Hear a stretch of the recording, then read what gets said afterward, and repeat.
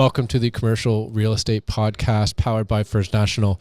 Recording live at the Western Apartment Investment Conference. Our guest today is Krista Murphy, the principal of MLZ Creative. Hi. Thanks for Krista. having me. Thanks for joining us. Talk about Calgary, Alberta, apartment lease up, apartment rents. Very interesting topic. We've seen the first softening of rents in a very, very long time, which is causing, I think, the cream to rise, so to speak. If you know what you're doing, you know how to run the business, you're actually going to be successful versus, I think, historically, you're just kind of riding a tidal wave of tailwinds. Before we go there, Krista, why don't you start with how'd you get into the role you're in today? What's your career look like?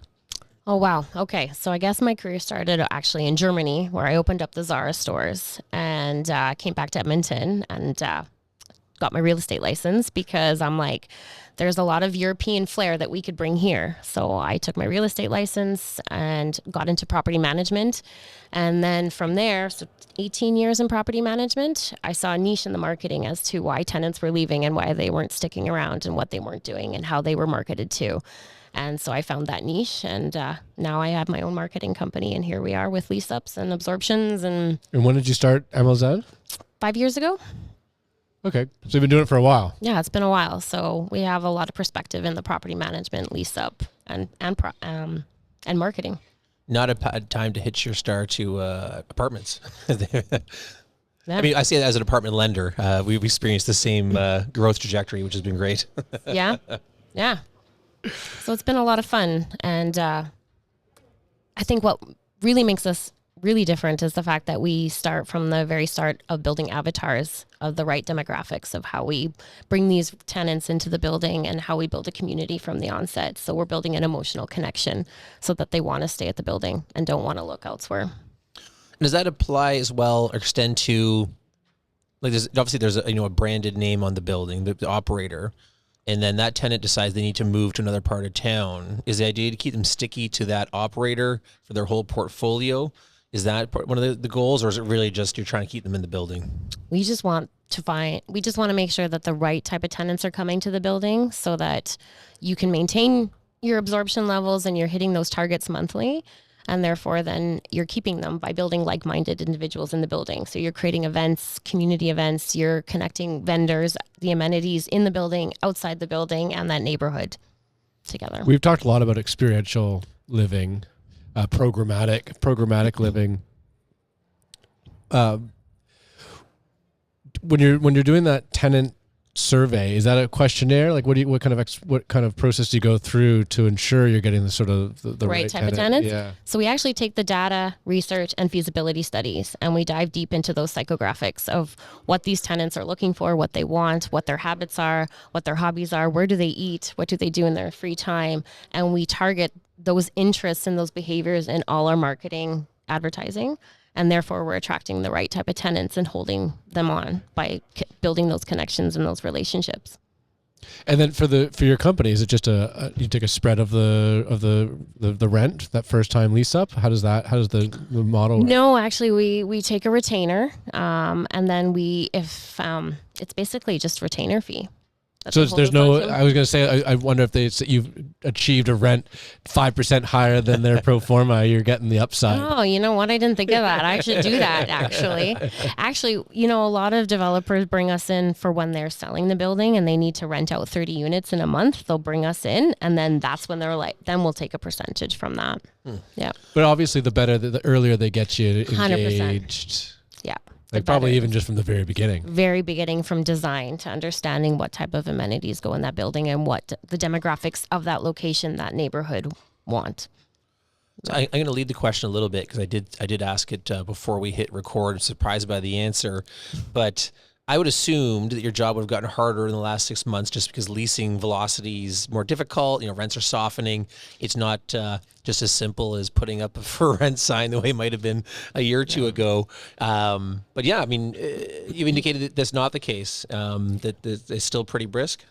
You know what? I have not ran into that issue. luckily. Where are you predominantly? Edmonton and Calgary. Okay. Yeah, predominantly right now. So, but we haven't ran into that issue because we're starting right from the start with the tenant, that tenant experience, that customer pathing, the leasing scripts to how they move through the building, where they go, and how they communicate with that individual, and building those connections right from the start.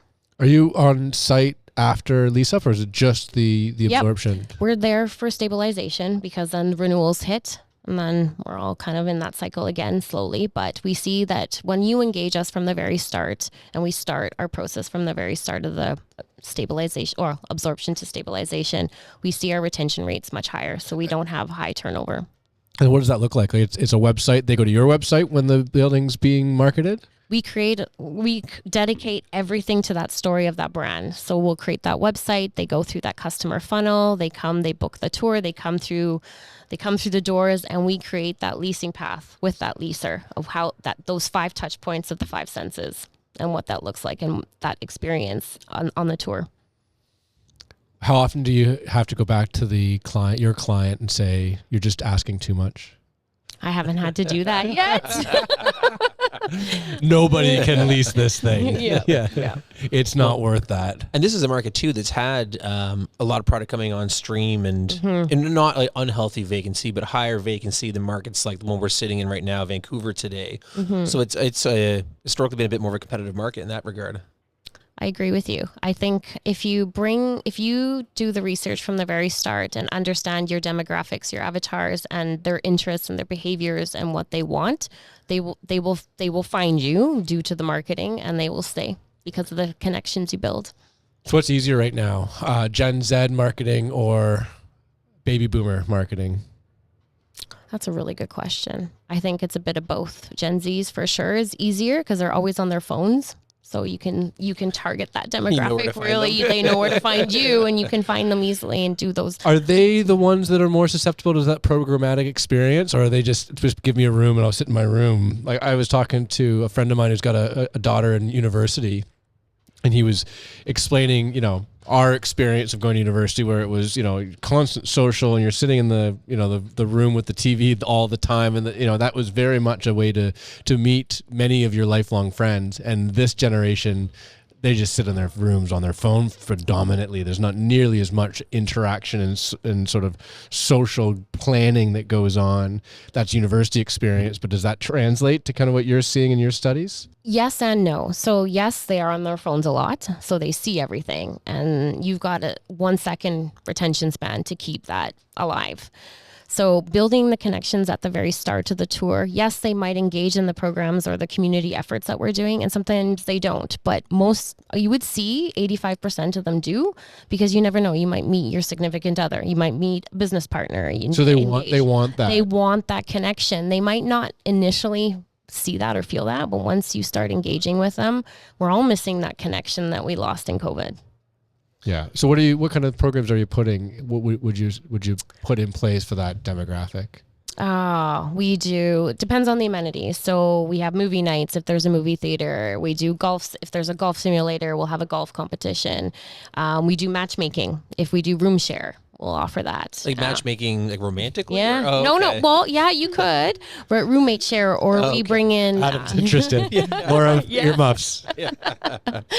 Or we bring in, dog walkers to walk the resident dogs if there's no dog park. So then they'll come in and they'll take the dogs for a walk if you're working hard, out late and you can't get home to take your dog out. Just building those connections, knowing your neighbors, reduces the safety and security in the building as well. So it's not just a matter of filling it up with tenants they're going to pay their rent, like the kind of baseline idea of a good tenant, one that pays on the first of the month. This is more about gelling with other people. 100%. So when you meet your neighbors and you can go cross the hallway and ask for a cup of sugar, you can do that because you know them by name. Or if you're working late and you haven't been able to take your dog out, you can come and ask them to take your dog out to meet you at the dog park. Or if you feel like it's a bit of a shady area and location wise, go for a walk and go together. I assume you don't publicly advertise that. This is a shady area Yeah, building. we don't do that. But there are some locations that are a little bit daunting.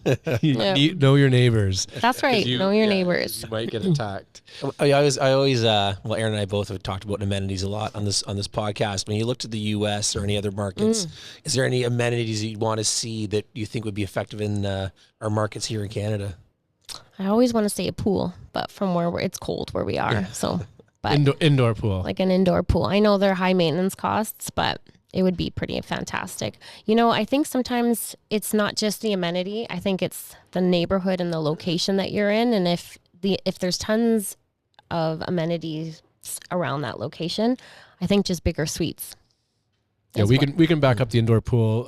Adrian Roca Fitzrovia, they put indoor pools in most of their sites, and he was on this podcast months ago now. December, I think. Yeah, talking about how they're packed. His indoor pools are packed. They have pool parties, and it becomes a main sort of core social environment where a lot of they're attracting Gen Zers, I think, for the most part. So it fits that demographic.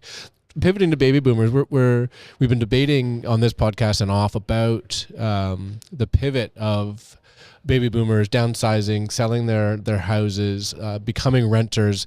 Not necessarily seen that trend. I mean, we're seeing more seniors joining the renter node because there's more baby boomers becoming seniors. Maybe just talk about the programs that you're putting on or how you're kind of marketing to them. And are you seeing a growth in that segment, that demographic? There's going to be a big shift in the next 5 years for sure for baby boomers. And actually, I can speak to one project where we actually put a bistro inside the building. And then the residents can come and cook what they want and enjoy that social setting, and then live music at night. And that's attractive to the baby boomers. That social setting where they don't always get to meet people anymore this age, and they're not on their phones scrolling. So they want to dance, they want to sing, they want to cook. How do you or they could be newly widowed or 100%. The other sad part too. And meeting like-minded individuals and bringing them together. Yeah. How do you target them from a marketing perspective? Facebook. Interesting. Yeah, Facebook. Aaron's feeling old because he's on Facebook. I don't know. I Facebook. I am not. I am an anti. I don't use it. Or it's their children that are helping them find those places and showing them, and then dragging them to the tour. Is that tougher to try and target? I guess it would be adjacent to your main target. If you're trying to influence the children, who are then going to influence their parents? Is that tougher to make that circuitous route to the eventual tenant? No, because you're solving a problem for them, and you're alleviating that for them. So then that's how they find you, because you're solving that problem. It's a good way to think about it. Yep. The rental supply in Alberta has been very robust and continues to be on. But if there is a softening of new products coming on, because I assume that'd be the main part of your business is leasing up new multi-hundred unit projects. How do you think your role would shift in a market where there's less new product coming on, and assume that there'd be more competition for retention in buildings? That's a great question too. So, and I have thought about that. So we're actually on a lot of office conversions as well right now. So that's going to take a shift too, for sure. I think it's more where tenants are going to see if there's no community within the building and there's none of these retention programs in place. That's where we'll come in, because they're not thinking like that. They're just thinking, let's lease this up as fast as we can, but the back door is real fast too. Yeah, we're seeing it. We're seeing free rent offered at maturity just to keep those tenants in. And I think that's what's going to happen a lot, sadly, with all these the new buildings that are coming on board. And a lot of tenants will price hop and they'll incentive hop. So if there's no connection to that building, they'll move to the next building that has the best incentive. What keeps them there? You hope to trap That's them in, right. We build that connection, so there is the attachment so that they don't leave. Yeah. We've had the pleasure of interviewing a gentleman named Ron Lovett, who founded Vita Living Mm-hmm. Oh, Have you heard of Vita? Yep, I have. Yeah, they've just recently entered into your market. And Ron's got a very interesting, almost disruptive approach to this component of apartment. So his is and Adam asked the question earlier on about brand recognition and brand loyalty, and his vision is that he creates brand loyalty through some of these types of experiences. And I'm assuming they still do it today. When he was on the podcast, he talked about things like they get their tenants to participate in the management of the programs and the experience. And so, he had one tenant who thought it would be great to start a daycare. And so he's like, yeah, sure, here, go use this room. They cleared out a room and she started a daycare in the basement. They had one guy who they discovered on his survey was a coder. And they said, oh, you know what, we need help on our website. So he sort of joined and started having the website. He created some of this kind of community engagement. The other thing that I thought was interesting that Ron did, and he was at the time, this is a couple of years ago, so it's a bit dated. It was somewhat successful, but not as successful as he was hoping, where he'd go to the businesses around in his community and get discounts, saying, hey, listen, I'm going to give a 10% discount card to my tenants and they'll come and buy their food at this Chinese restaurant or this convenience store. And have these cards that are like sort of Vita Living cards that if you live in a Vita Living store, you get these cards, and that gives you access to discounts in the community and the community benefit. And that's exactly what we do too. We investigate the community and who wants to be a part of it. And we have the Chinatown involved. We have like the Polish society, like we get everybody involved, the brick, everybody, and they all get those benefits. Yeah. But you're not doing that on a one-off basis. You're doing it across. My point is going back to that loyalty, right? Like it's really tough, but the neighborhood and it's the community within that neighborhood. So if it's, let's say Bridgeland in Calgary has an amazing amenity community, and we've partnered with all those restaurants and gave our tenants those discounts, and they were able to enjoy those discounts. Yeah. What do you use for your metrics of success? Like obviously there's retention rates, there's lease up velocity, that kind of stuff, which is quantifiable. But some of the stuff you're talking about is qualitative. How much does a tenant love the building? That's hard to distill into a number. So what do you use to measure success at the end of a big effort? Adam just saw Sarah Siegel walk by. That's why he's asking the question. Well, we build out all the absorption tracking. So if we hit our absorption numbers every month, so typically like let's say if we use a 300 unit building, 1 year lease up, if we're on market rents and good incentives, takes 1 year to lease up. And as long as we hit those targets, then we're on track and we're hitting the pro formas from the developers, then we're on track. Yep. And our retention rates on renewals 90 days in advance, we'll know what those are and if we can secure them. And do you benchmark that against the industry in terms of how you perform? Yes, we bench the mark. Yep, okay. Against the industry and all our other projects actually. So we'll bench them all against each other. Okay. Yeah. Because I guess at any one time, both these markets are busy enough that you'd have multiple buildings. And I mean, just up at the same time. Your competition. And because a lot of these would be posted publicly on rental sites, you can probably gauge their lease up as well. Oh yeah, we're watching everybody. Oh yeah, we're looking and watching everybody. Do you demand Secret shop? Do you not demand exclusivity in certain neighborhoods or certain clients? You know what? We haven't had that yet. I know that might happen at some point, but it depends. It depends on the location, and it depends on whether it's an A or B class or if it's a conversion. Yeah. And why does it depend? Because then there's that exclusivity that they're going to start asking for. If you're giving me this type of insight and then you're walking across the street and you're at another project, you're giving them the same insight. So what's that loyalty look like to them? So I get that and I understand that. Well, but if ultimately you got paid not to work, that's a dream come true. Yeah. Right? But it's the 4 Ps: price, product, people, and location. Yeah. You mentioned expansion into other markets. I guess we're in one now that you could be potentially looking at it. What makes it attractive? What does the Vancouver market bring to the table that would pair well with what you're offering?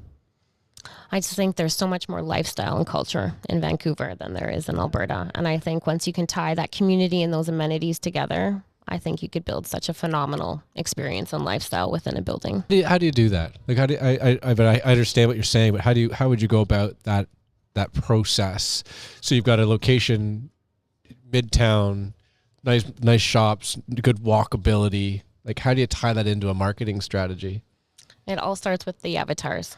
So what is that? What do you mean? So avatar is your target demographic. So the right type of tenants that are going to come through that building and remain in that building. So depending on that location, that neighborhood, what type of tenants will want to live in that building and what type of tenants will stay in that building. And how do you source the amenities around you and build those relationships and connections to build that community from within. So let's do a quick case study. So you've got, so just as I described, Midtown, not far from downtown, you know, pick your Midtown Vancouver. Yeah, Midtown. No, yeah, we're doing Vancouver, yeah. right? So somewhere over there. Yeah. And then, so it's, let's say it's not higher, not luxury, but higher end, right? Mid-modern, yeah. Yeah, mid-modern. So what demographic do you think is that? And then how would you go about that marketing strategy? Like, just maybe describe to us the process. So, okay. So probably young professional.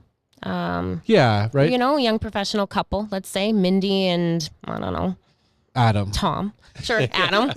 And then you'd break out their interests, what they do in their free time. You know, do they have children? Do they want children? Maybe not. Maybe they want their dog is their child. What dog park would they go to? Where would they meet? Who would they meet? And then you build that marketing strategy around those interests and the behaviors of that young professional couple. And you give them a name, literally, you give them a name. And then you'd write your script. All your marketing collateral is tailored around this young professional couple. And that's who you're talking to. And that's who you're talking to. And that's how you're scripting to. And you're finding them online. And you're finding them online. Yep. Okay. And that's right. Would you pick multiple avatars for a single Yes. asset? Yeah, we would pick multiple. We typically pick around 3 to 4. And the avatars need to play nice together, I assume. Correct. Okay. Yeah. So do you literally in your head, you're picturing like a... Oh, yeah, I can picture how they dress, what they wear, where they shop, what Netflix films they're watching on TV. And then we target those interests in our YouTube ads, in our ILS listing ads, in our Google ads, and we target them and keep targeting them until they're like, they can resonate with that brand and like, oh, I like that. I resonate with that. And I'm going to come here and live here. So if we took, because you're dominant in Alberta, we'll use that as the example now. If you look at the entire catalog of new product coming on stream, what percentage of buildings are doing this kind of next level leasing? Because some buildings, I assume, are still just doing the, hey, we post it for rent and it will fill up when it fills up. What percent is engaging in this next level? That's a really good question. I mean, we're newish, I guess 5 years, we're newish, but I would say we're on multiple projects in Edmonton. And the more, it's hard to say, right? Like, that's a really hard question. I don't know really how to answer that because I feel like there's developers who believe in the community and believe in the retention and believe that back door is not going to open if you start from day one with community. If you're a developer who's just like, I just want this leased up as fast as possible, and that's it, then we're not on the right page together. How do you sell that? Developers, sister buildings, side by side, identical everything. One, I'm putting a sign up out front. One, I'm using you. What's the delta? Like, what's the value? Because I might get the same rent. I might even get more rent if I'm being indiscriminate and I'm just hiring or just leasing to anybody and everyone versus you're being very direct, very specific to that particular. It is on rollover, which is very tough for you to justify up front because you can't see that for years down the road. You can't see that up front. I think the difference though is because we bring the right type of traffic, we're bringing in triple the traffic that someone just off the street's going to come in. So I can tell you that when we compare our markets with other projects, we bring in triple the traffic because we're targeting the right type of tenants and we're targeting those interests rather than, one bedroom rental here downtown Edmonton. That's a compelling data point. If I'm sitting there as a building operator and you're saying 3 times the amount of prospective tenants to pick from, or 3 times the velocity or whatever that translates into, that's pretty compelling. And it's great because our conversions are much higher because we don't have to convince you to live here. We don't have to sway you. Like, you see exactly what you're going to get and you've resonated already with us on social platforms, our ILS platforms. And there's always 3 touch points before they even go to the website that they see us on. And I know sadly, social is not perceived as what it used to. In what way? I just think developers don't really want to spend a lot of money on social media. But they used to spend more money on it? They were spending a lot more money on it, but now they're not. Why? That's a good question. They just don't see value in social media because there's a 1-second retention span. Having a TikTok account for your new building that would scroll through whatever. They don't see the value in that. But what is interesting is that when they come through the tour and we ask them, where did you see us? Oh, I saw you on social media and I really liked that you had this dog park and you brought in a dog walker for my dog that can come join this. Like, and then they start going back, but then I found you on ILS and then I went to your website. So it's the social proof that they're building that trust with the brand. And I imagine as well, if with these kinds of attractions and amenities, the word of mouth factor's got to be pretty significant too. 100%. And then you got avatars who theoretically attract similar avatars to themselves. Correct. The human nature. Because it's like-minded and you're mirroring them and they see themselves in that. So they see themselves in that building.